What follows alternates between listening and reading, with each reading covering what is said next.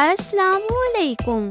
In vitro fertilisation एक ऐसा process है जिसके जरिए से लैब के अंदर फीमेल के एग और मेल के स्पर्म को आपस में फर्टिलाइज किया जाता है और फिर इस फर्टिलाइज एग को फीमेल के यूट्रस में इम्प्लांट कर दिया जाता है। आईवीएफ की जरूरत इन कपल्स को पड़ती है जिनमें से किसी एक इंडिविजुअल को फर्टिलिटी के हवाले से कोई इशू हो, जैसे कि ऐसी फीमेल्स जिनकी उम्र 40 साल है या इससे ऊपर हो गई है तो इसकी फर्टिलिटी के चांसेस बहुत कम हो जाते हैं।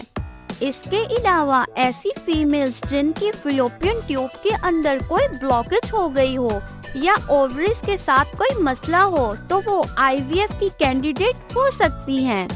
जबकि मेल्स के अंदर ऐसे इंडिविजुअल्स आईवीएफ का सहारा ले सकते हैं जिनका स्पर्म काउंट कम हो या फिर स्पर्म मोटिलिटी में कोई इशू हो। आइए आईवीएफ को समझने से पहले नॉर्मल फर्टिलाइजेशन के मैकेनिज्म को देख लेते हैं। हर मंथ एडल्ट वुमेन की बॉडी के अंदर ओवरीज से एक एग रिलीज होता है।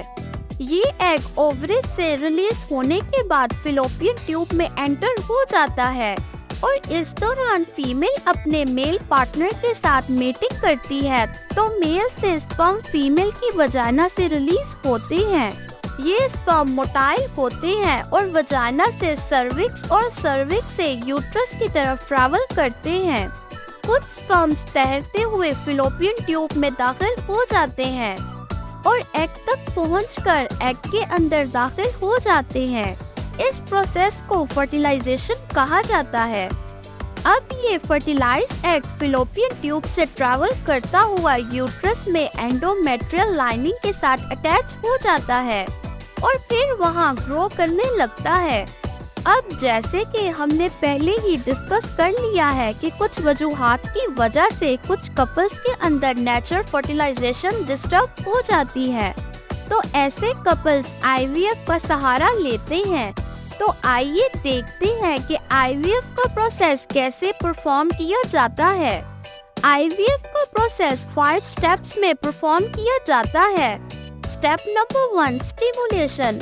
आमतौर पर एक फीमेल मंथ में सिर्फ एक ही एग रिलीज करती है, जबकि आईवीएफ के लिए हमें मल्टीपल एग्स की जरूरत होती है और इसके लिए फीमेल को फर्टिलिटी ड्रग्स दी जाती हैं, जिसकी वजह से मल्टीपल एग्स एक साथ मैच्योर होते हैं। मल्टीपल एग्स इसलिए यूज किए जाते हैं ताकि वाइब्रेंट एम्ब्रियो डेवलप करने के चांसेस बढ़ जाएं। Stage number 2 egg retriever.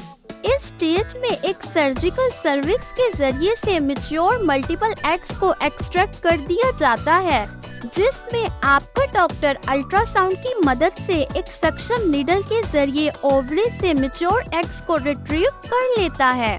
Stage number 3 insemination. इसके बाद मेल पार्टनर से सीमम सैंपल को कलेक्ट कर लिया जाता है और फिर टेस्ट ट्यूब या पेट्री डिश के अंदर एग और स्पर्म को मिक्स कर दिया जाता है। इस तरह कुछ ही घंटों में फर्टिलाइजेशन का प्रोसेस मुकम्मल हो जाता है, यानी स्पर्म एग के अंदर एंटर हो जाता है। इसके अलावा स्पर्म को एक नीडल की मदद से एग के अंदर इंजेक्ट किया जा सकता है। Stage number 4 embryo culture. Insemination के बाद डॉक्टर फर्टिलाइजेशन को मॉनिटर करता है और ऐसे एग्स को सिलेक्ट कर लेता है जिसमें प्रॉपर डिवीजन हो रही हो। 3 से 4 दिन के बाद अब ये एग्स एम्ब्रियो बन जाते हैं। Stage number 5 transfer of embryo. अब कल्चर मीडियम से हेल्दी एम्ब्रियो को उठाकर एक थिन कैथीटर के जरिए यूट्रस में इंसर्ट कर दिया जाता है। क्योंकि आईवीएफ के जरिए से एम्ब्रियो इम्प्लांटेशन के चांसेस बहुत कम होते हैं, इसलिए अमूमन 2 से 3 एम्ब्रियो यूट्रस में इंसर्ट किए जाते हैं ताकि चांसेस ऑफ प्रेगनेंसी बढ़ जाएं और इसी वजह से आईवीएफ के जरिए से ट्विंस पैदा होने के चांसेस ज्यादा होते हैं। एम्ब्रियो ट्रांसफर करने के 10 से 12 दिन के बाद ब्लड टेस्ट के जरिए प्रेगनेंसी को कंफर्म किया जाता है। दोस्तों, अगर आपको हमारी वीडियो अच्छी लगी हो तो कमेंट सेक्शन में अपनी राय का इजहार लाजमी कीजिएगा। शुक्रिया। अल्लाह हाफिज।